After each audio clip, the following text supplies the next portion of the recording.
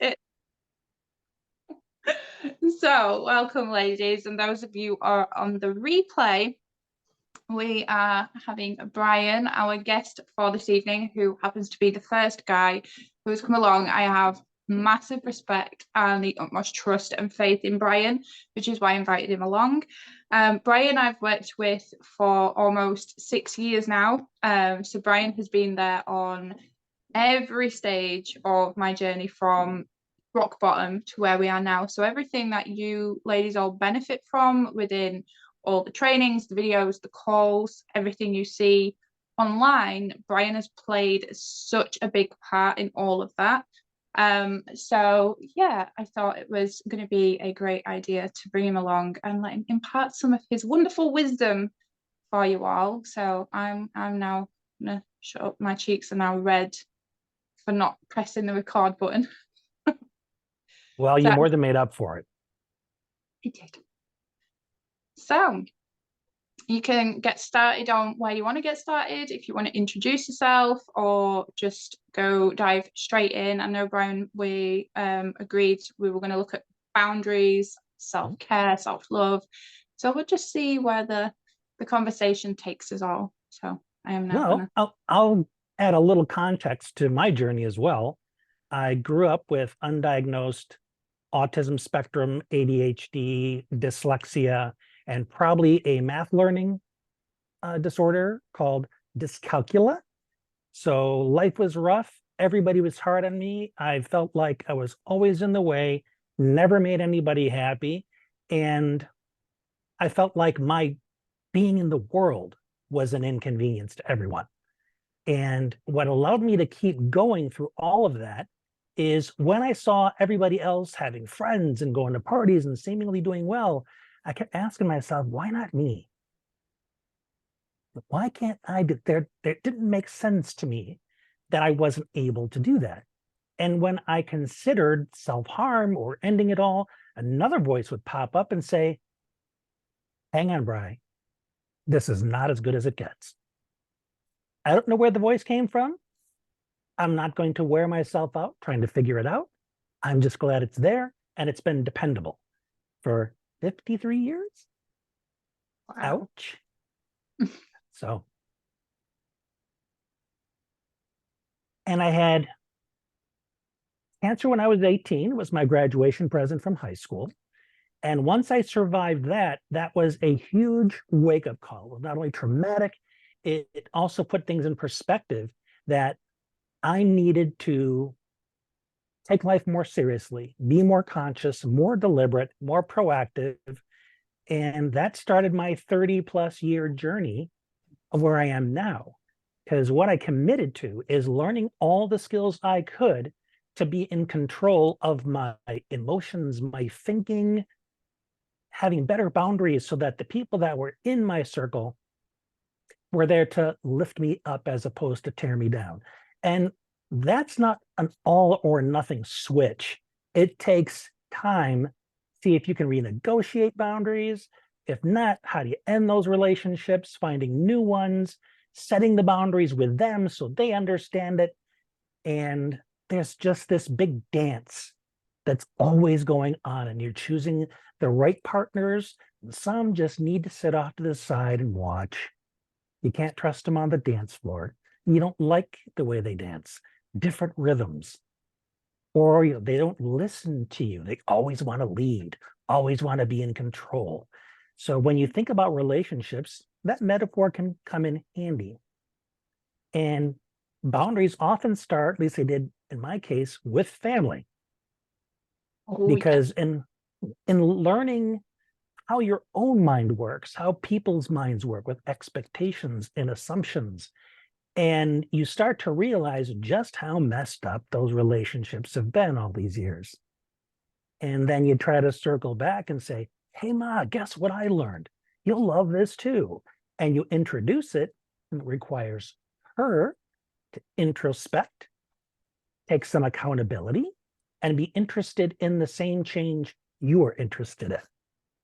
For those of you who've tried this, how easy a process is that? Yeah, I'm still trying. Yeah, I'm still trying. they may not take the opportunity because they're not on the same journey you are.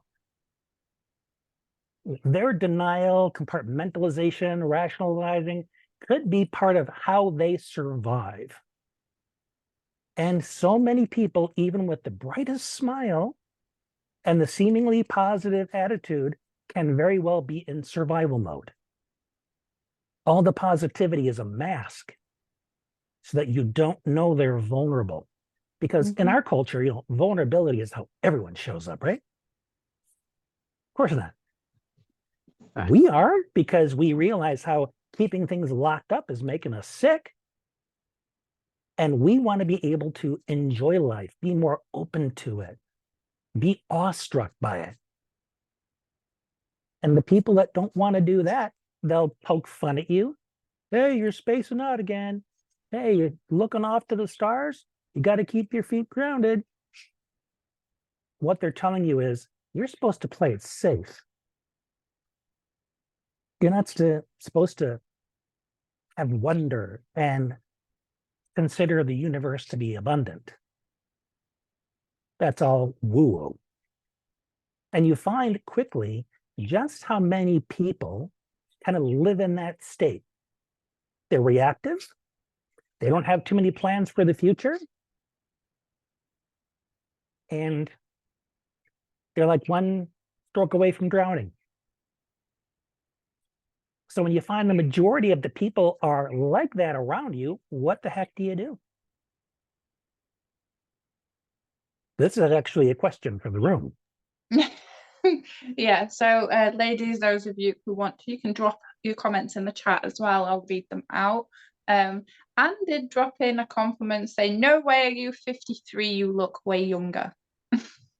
That's probably from my dad. He's 84 and has only started looking his age in the past 10 years. But one of our most favorite things to do was go to an amusement park, one of the two big ones with the roller coasters and water slides.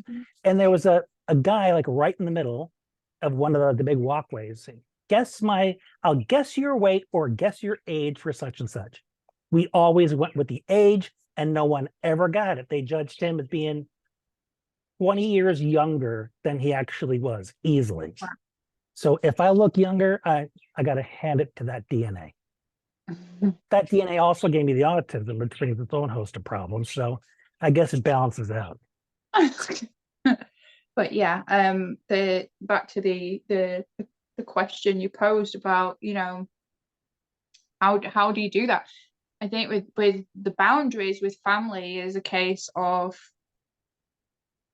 you can't, and it's something I've shared in here with the ladies as well, is you can't want something more than they want it for themselves. So you kind of have a choice to make the decision to walk away, to have those boundaries in place, decide how much you are willing to give to them of yourself, how much of your energy, how much of your peace, how much kind of almost like disrespect comes into it as well. How much disrespect are you willing to tolerate, if any, when it comes to family?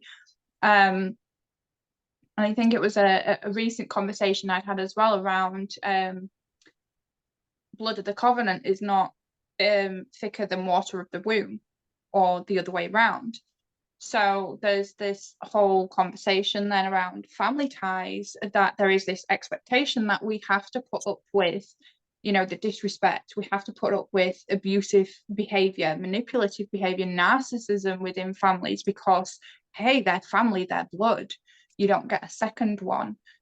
I think when you start to realize that actually you have the potential to create your own family, once you realize that and start surrounding yourself with people like that, I think it generally starts to become easier, because the needs are getting met that weren't being met by family. And that's definitely something I've experienced within my own kind of family dynamic, shall we say, and the whole dysfunctional stuff within my family. So I think recognizing your own needs is important, and where you can get those met, where you can communicate them safely, I think that's a big thing when it comes to family and boundaries. In my experience, the ones that typically say blood's thicker than water, their family, you need to put up with this stuff, fall into one of two categories. They're the ones who don't want to change and are causing the friction, or they're the ones who don't like conflict. Yeah. So they're not looking to fix the problem. They're looking to kind of step around it.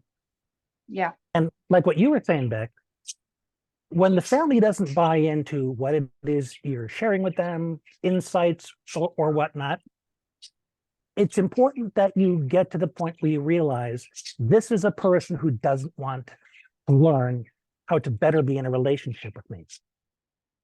They're not interested in learning how to meet my needs because they're too busy maintaining their walls. And you may need to grieve that because you're kind of letting go of the idea of the parent that you had hoped to always have. Or in my case, I had a real hard cry when I realized that my siblings are probably not ever going to like me.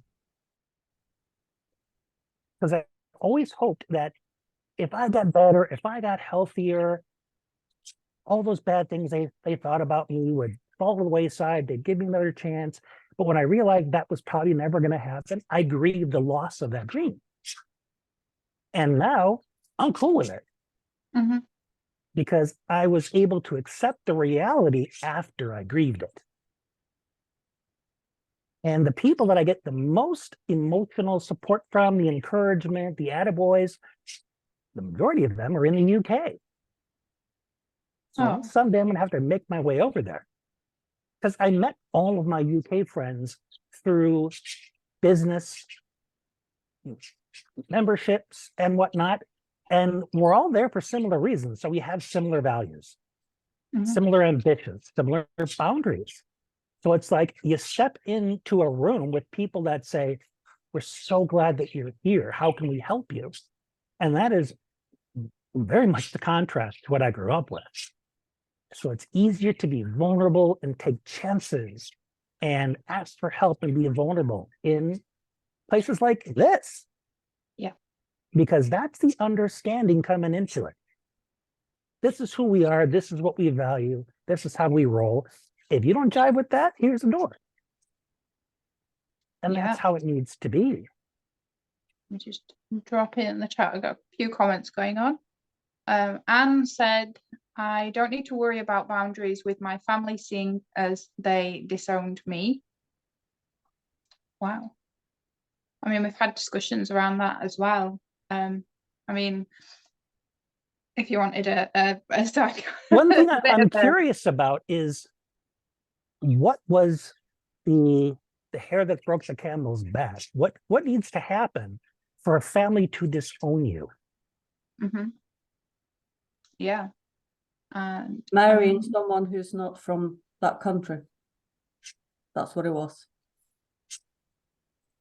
So you married someone who didn't fit into their should.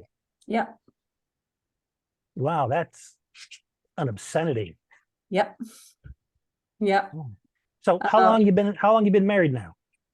Oh, 24 years. Rock and roll. Yep. And the way I look at it, it's their loss.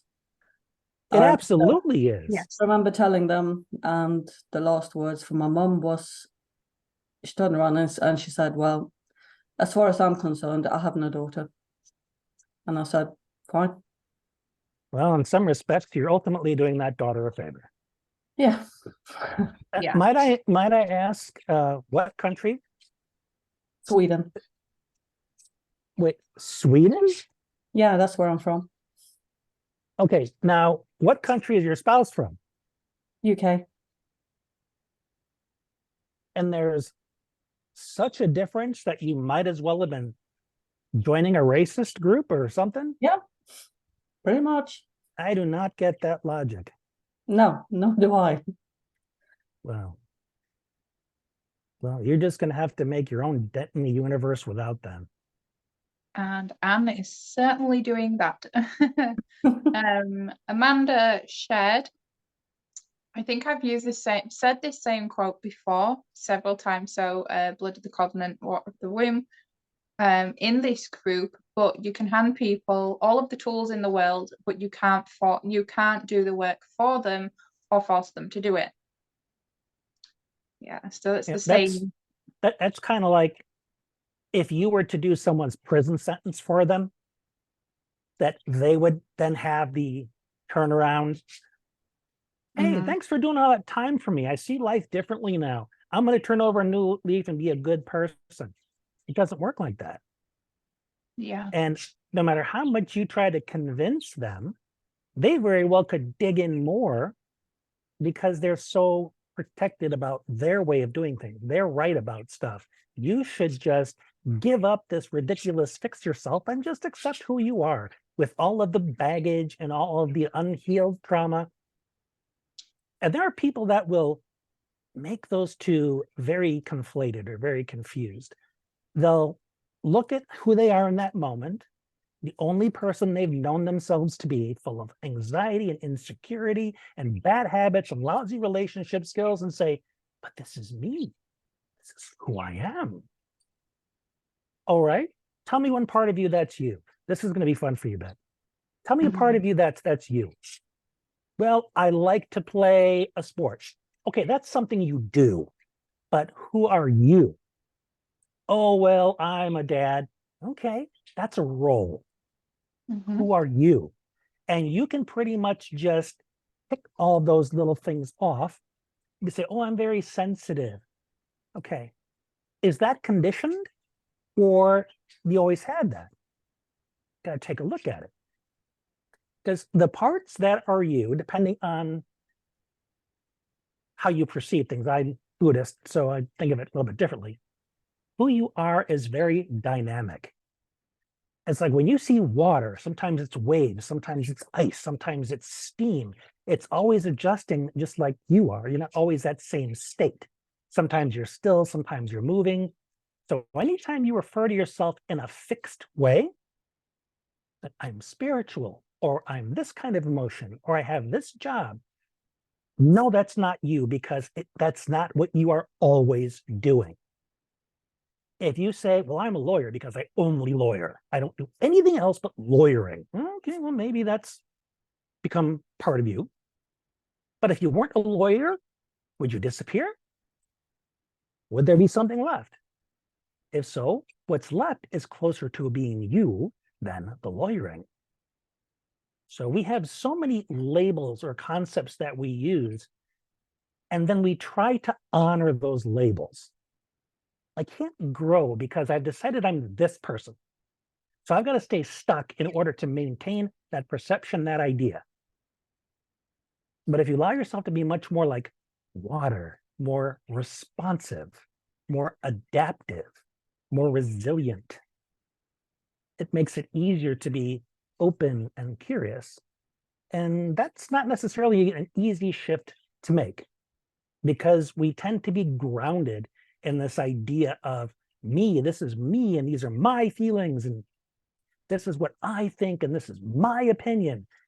And reinforcing that I tends to be a priority everyone has, especially in the Western culture. And it can make it difficult to be open to new ways of thinking and being because they don't jive with what you've decided is already true. Is that all making sense? So what kind of stuff have you talked about in here around that, Beck? Interestingly, a lot of what you talk about, the concepts and identity and the things that we're carrying around, we actually touch upon different areas around who we are being, not what we are doing. We actually completed not long ago a 4-week course around kind of tapping into that self-concept, the stuff that we're carrying around, where because your identity is made up of so many different things, not just one thing. And then that comes back to what you was talking about around who you are. What you do is not fixed. It shifts and it changes with the experience that you have. And the experiences that you choose to have that are in line with the things that you're passionate about, the things you care about, the things that you value. So we talked about so many different ways so the course was actually called Untamed. So it's that reconnection back to yourself, because the more you listen to those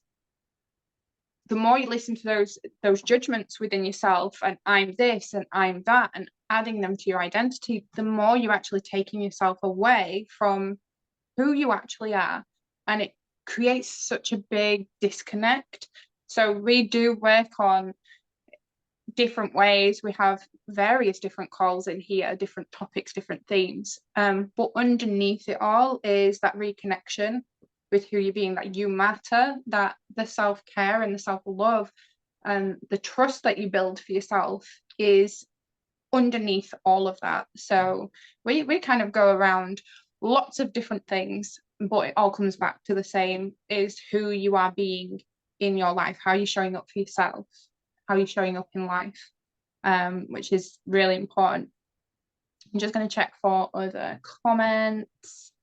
Anne does say, I have my online family now, and I've got people who are supportive I can talk to, who lift me up and encourages me, and I do the same for them. Win-win. Dominique said, Brian, you most definitely need to come to the UK because York is nice. Yes, it is. Nice. I'm imagining there's going to be a lot of great things in the UK, if for no other reason that they're new.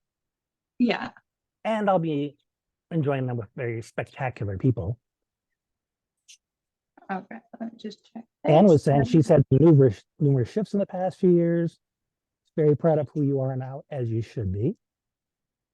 I've grown so much as a person. I'm still growing and evolving and expanding. Exactly. Yes. We are always in process.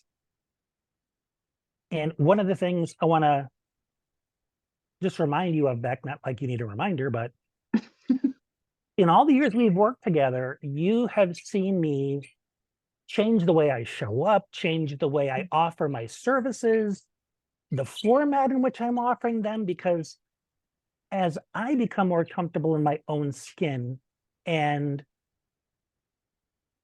be more open to abundance and taking risks, I mix it up a little bit. Or I feel more like certain topics are more important to me than others. And talking about previous topics in new ways. And there have been times where I think I've changed my mind entirely on something, and I came back and said, I know more now, and I know better, and I want to correct this and be clear about it.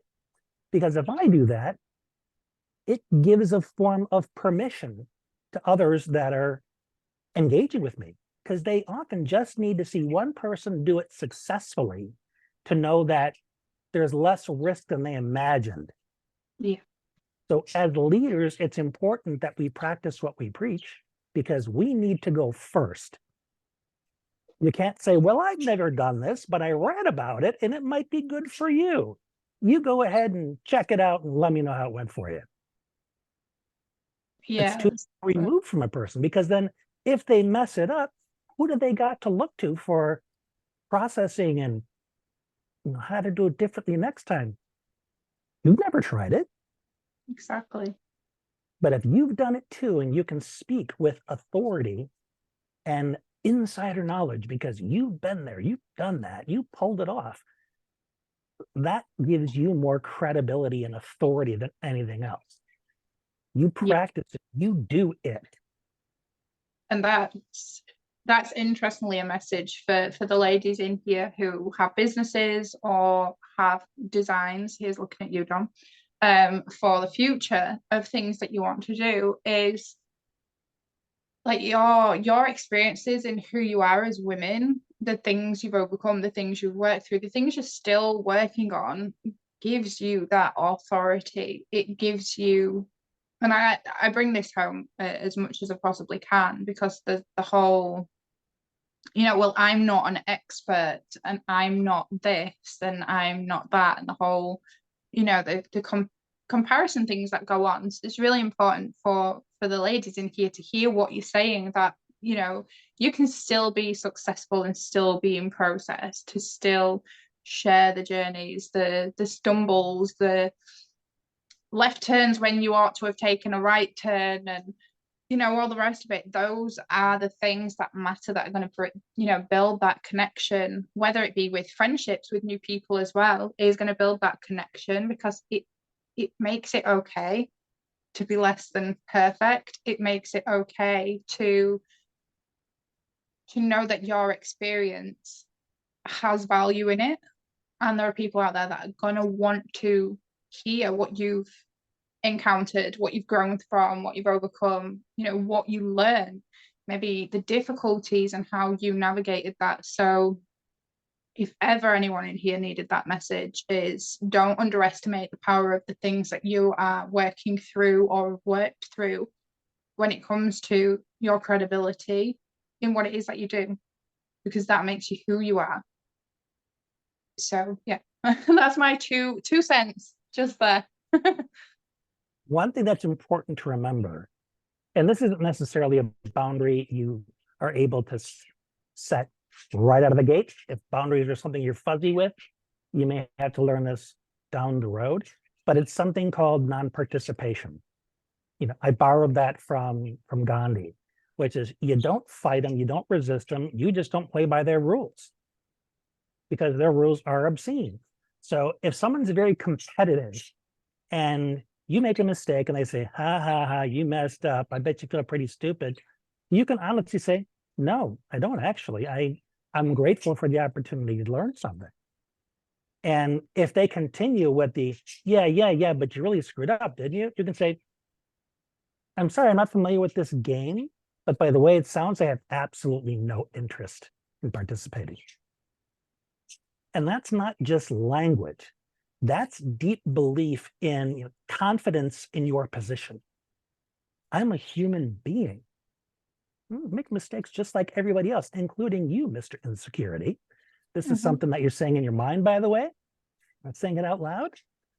But the more you understand your inner gremlins, the things that keep getting in there and messing things up, the more you realize that this is common for everyone.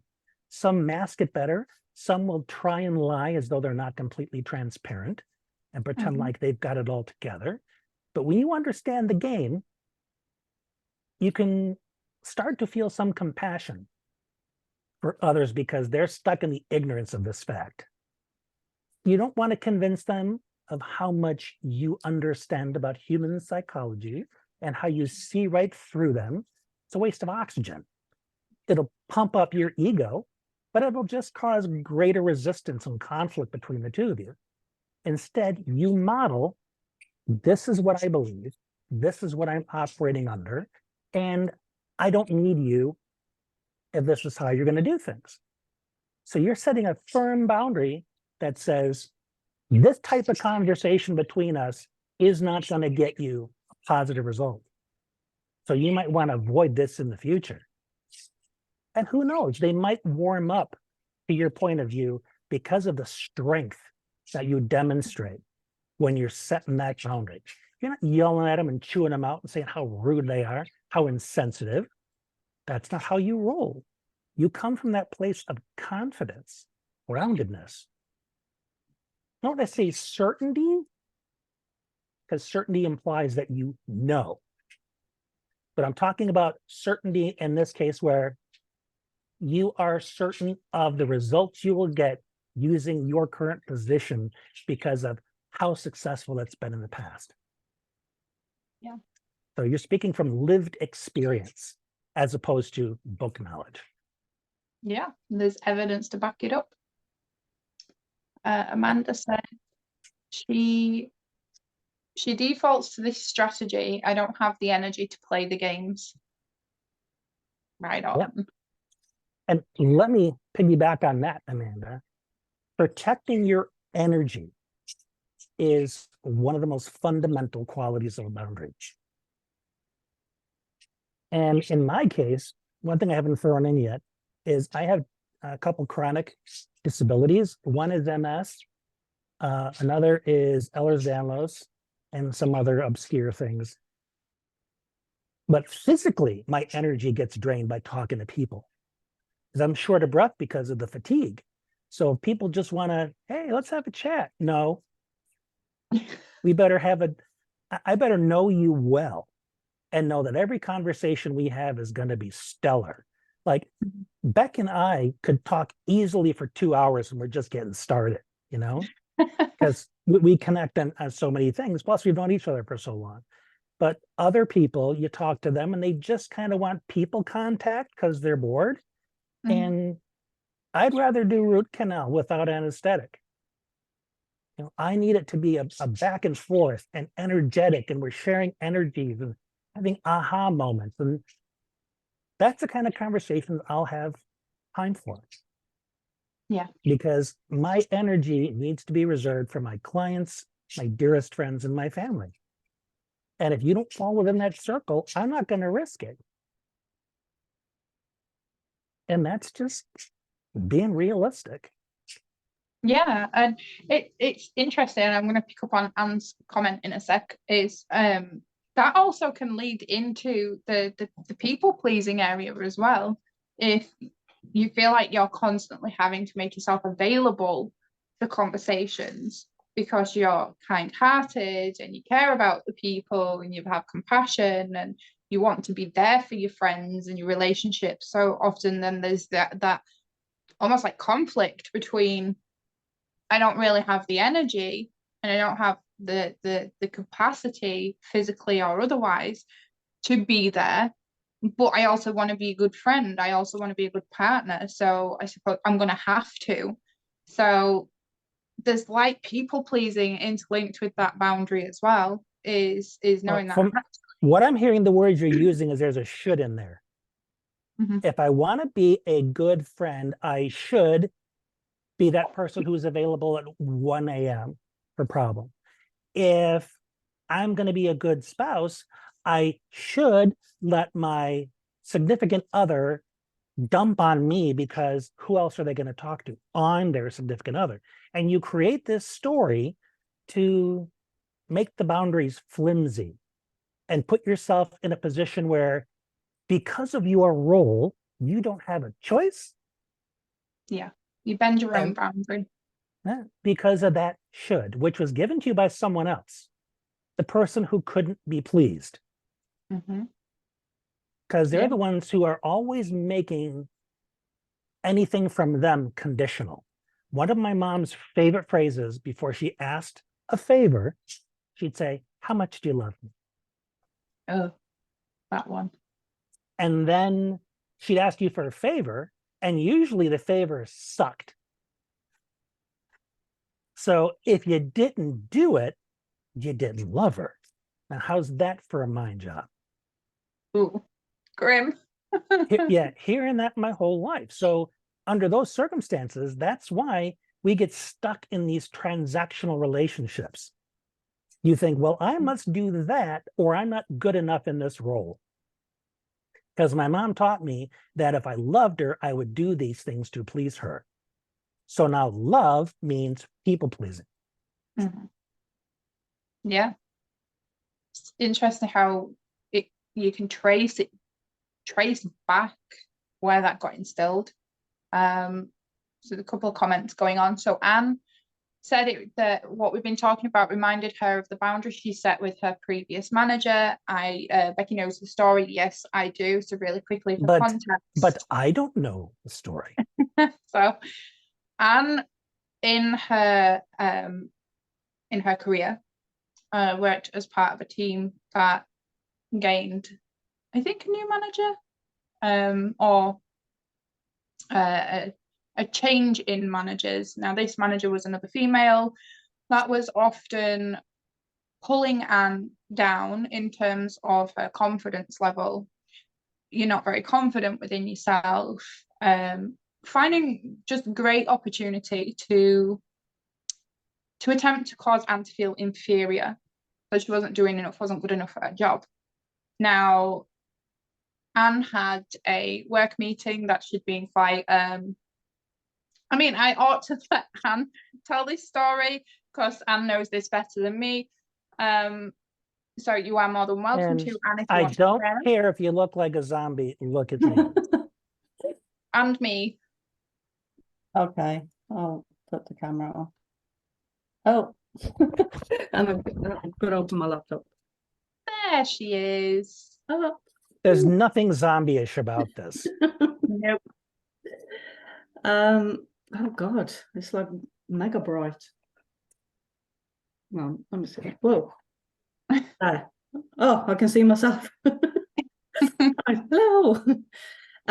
Yeah, so in my previous job, the manager we had was very much on the side of the men in the team. I was the only female. And every opportunity she got, like literally every opportunity, she was going, well, you have absolutely no confidence. I was like, what? I was like, yeah. And she's like, oh, well, you should work harder. And I was like, you look at the workload I have, I do at least 3 times as much as anyone else in the team, which was reflected in all the statistics, because you can tell, like, you break down what team members have done and you have the stats. And I always was like the top person with like the most work done. Did she even look at that before she commented on your confidence? Yeah, she had all the information, but she still said, you got results that were kicking everybody else's butt. Yeah. I wonder if she was intimidated by that. So she's trying to gaslight you. Yeah, quite possibly. And this went on for some time. I mean, there were other team members that were, talking down to me because I'm not from a technical background, and they are. So whenever they explained something to me, and I was like, oh, okay. So I would kind of reiterate what they said. And I was like, yeah, so it's like this. Yeah, that's called clarification. Yeah, and their response would always be like, oh, well done, in that kind of tone. So I was like, oh. And it went on for quite a few years. And I had this meeting with her, like a review meeting, which we all have to do. And in the review meeting, I could see her Teams message, because she'd been talking to her manager, who I know and I'm friends with. And in that team chat that I could see on the screen, she obviously didn't realize that she was sharing that, because she was just oblivious. Oops. She was sharing her screen. Mm-hmm. And I could see that she had put like, oh, I'm about to have my meeting with Anne. Be prepared for a lot of complaining, and not from me. That was what I saw on the screen. And I was like, oh my God. Reject much? Yeah. So, yeah, the usual meeting went on, the usual conversation. Again, you have no confidence, you don't do any work, as per usual. And I was like, yeah, okay, well, fair enough. And after the meeting, I sent her a message saying, did you realize that you were sharing a screen and I could see the message that you had written to your manager? And within literally seconds, she went, oh, can I just call you quickly? I was like, yeah. And she literally spent like 5 minutes apologizing nonstop. And she was getting really animated and flustered and almost shouting. And I just remained calm. And she was going, I can understand that you must be feeling sad. And I was like, no. I said, I don't feel sad. I said, I feel a bit disappointed. I said, because I think it's very unprofessional, especially from someone in your position, to put something like that. And I said, I would have thought that if you have a problem with me, you speak to me rather than go behind my back. And yeah, again, I could see on the screen, her face just went more and more red. And she was getting angry with me for like pointing out the obvious, that she was being unprofessional. And she was going, well, I only did that because you're so difficult to talk to. And I was going, see, she's not the problem at all in this, is she? Yeah, I was like, oh my God. I was like, seriously? And yeah, and so just to circle back, Anne, since we know that this manager is projecting a lot, meaning she's accusing others of what she's doing and feeling. She Mm. kept saying, "You're so difficult to talk to. You don't have confidence." Who's she talking about? Yeah. I don't She's know. talking about herself. Yeah. Mhm. But yeah, and oh God, and after that, I think because she didn't expect, it was probably not expected. No, Because everybody's supposed to fall for her games. yeah, and I think because I pulled her up on it and I called her out, and she didn't like it one bit. Mhm. And after that, she just stopped talking to me. Like, You're a threat now. yeah. Yep. And See, shortly if yeah, and shortly after that, another job came up, and I was going, oh, that looks a bit more interesting. So I went for that and got it. And yeah, and she didn't see that coming either. So now I'm in a team where I'm valued.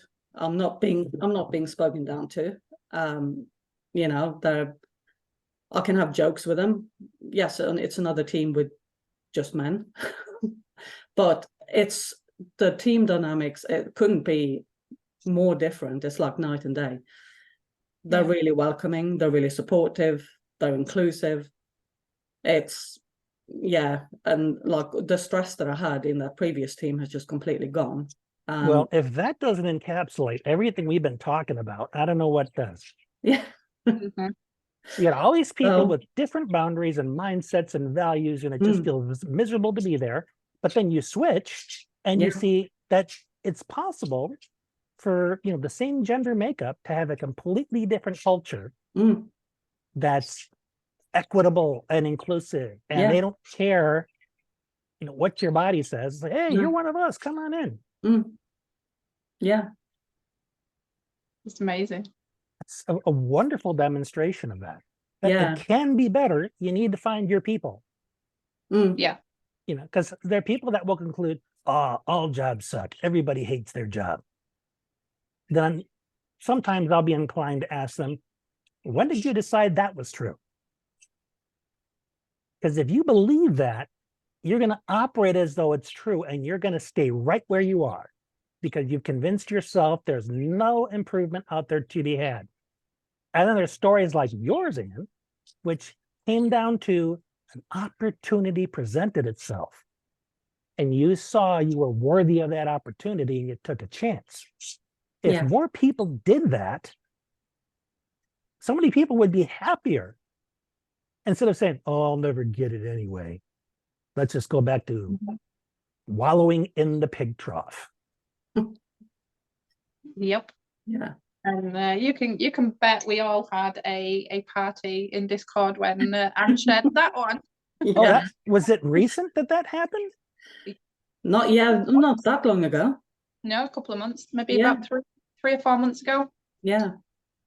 And God, that day when I felt so happy that I did what I did. Called her out. But God, was I tired that day. Like Yeah. all the adrenaline. And she's like, ah. But I was so happy that I was able to not rise to like her challenge, in that she obviously wanted like a shouting match. And the fact that she was doing the shouting and I was being really calm, I was like, oh God, I'm so proud of myself. I And handled it that is so well. so sad that she's showing up with that level of insecurity. Mhm. Yeah. Because that's just going to bring everybody down that she supervises. Now, Yeah. if you had called her out and she said, I didn't realize that's how I was coming off. I'm so grateful you told me. Yeah. I'm going to be mindful of that. I'm going to try to improve. That's somebody that is goal-oriented, about self-improvement. They're willing to self-reflect. But Yeah. what did she do? She kept putting it on you. No, it's Yeah. not me, it's you, it's you. These are people to get the hell away from as fast as you can. Yeah. And that's what I did. So Bravo. and I don't have to Yes. work with her ever again. Nope. Okay, let me just and Amanda has dropped in the chat. There's 2 comments. So I've been having a lot of trouble lately trying to keep up with extroverted friends who don't seem to get the energy drain from hanging out. And then the second comment is, I don't have the people pleasing so much, but my husband does and ends up committing to too many things, even though it tires him out just as much. So there are two things there. I got two questions. Amanda, first question. Where are all your introvert friends? They're likely the ones who would just say, can we just Zoom? The world is so noisy. Or they'll want to meet. This is my wife and I joke about this. Our favorite times to eat are brunch and luppers. Because they are the in-between times when the restaurants are not crowded. Yeah. Like that one. Yeah, I've got the introverted friends too, but it's like most of the friends are happy with like catch up every couple weeks, maybe see you once a month. Like that's fine. And then it's the last year or so, we've got this friend group that came up that my husband mostly made, but I'm like, they're all really good people. They're nice. I like to see them, but they're also like, they're all expats that don't have like family nearby. And so they've like cling together real close and they always want to meet up constantly. They'll go out and do stuff 3 times a week. And so if we see them every week or two, they say, oh, where have you been? It's been so long. And I'm like, what? Y'all are crazy. That's not a reasonable expectation. And these folks have difficulty connecting with their community? They need to see each other 3 times a week? Yeah, I guess. I don't know if that's more normal in their cultures or... Well, I'm curious about that. Being expats, if that's a thing for expats. I don't know. It might be. Well, somehow put out a Facebook ad that you're looking for more introverts or something. So that when the other introverts are off doing their thing, you're going to need something for the month in between. So you just kind of alternate your introverts. But one thing that's, I'm kind of a homebody anyway, because I can't get around that well. But if I need a certain kind of conversation or I want to talk to people around something in particular, I put it out there. Beck can tell you, I'm pretty unfiltered on Facebook. And when you find the people that want to connect in the way you do, you start figuring out how to do it. Whether it's constant texting or emailing each other funny memes that are kind of dark around a specific issue that other people don't get. If you put it out there and talk about it, people will find you. Yeah. Now, as far as your husband's people pleasing, you said he does too many things, even if it wears him out. First question is, honey, what would happen if you didn't do that? Yeah, I've tried to talk with him about it some. It's like he'll get off the phone with somebody and he's like, oh man, now we have to go to this event. I'm just like, why did you say yes? What's this we thing, honey? You're the one that said yes. I've gotten better lately about like, have fun, go enjoy that, or don't enjoy it and tell me later. But yeah, a lot of earlier this year, we were kind of trying to keep up with it and go to stuff. And it was good for a while to get out more and do things, but it's exhausting. About his background, do you know whether growing up he had hostile relationships with family members? He's by siblings. I'm saying nothing given recent conversations. I mean, his family's a lot. Okay. I don't even know where to start with them. So there's a lot. In addition to people pleasing, is he also a peacemaker? Oh yeah, very much. That's his whole family role, is handle every situation, keep the peace no matter what. Okay, that's why he says yes to everything. Yeah. Because saying no could result in conflict. So he could really use some examining of this worldview because not only is he going to exhaust himself, but he's not going to get his needs met in any of these relationships. Mhm.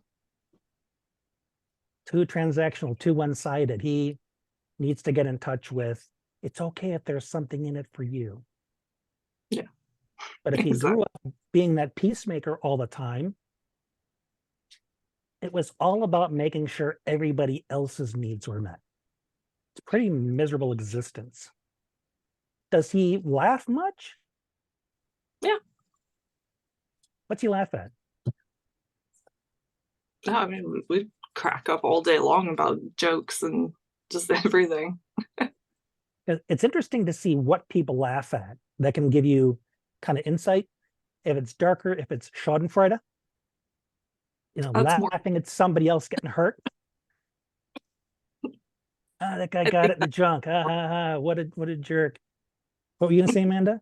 I said that's more me, probably. Okay. Now, if it's bad things happening to politicians, I'm totally with you.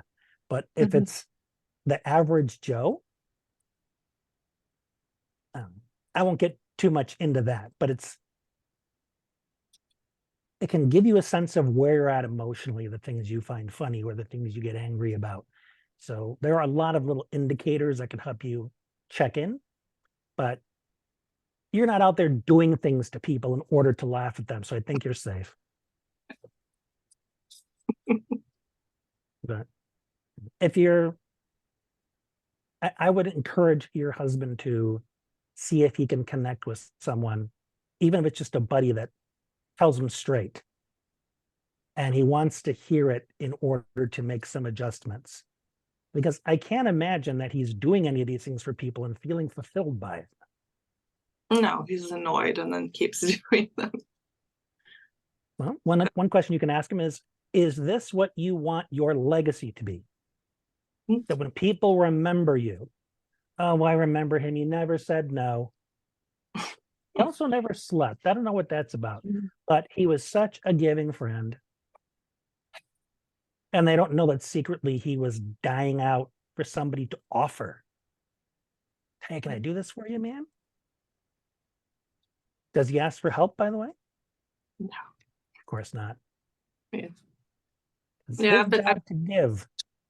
Been trying to practice the kind of boundary setting by example of like, yeah, I'm not going to that. We don't need to do those things. And then he lets you off the hook and then he stays engaged, right? Yeah. He goes to it. Okay, so he hasn't learned that as an option for himself. Mm.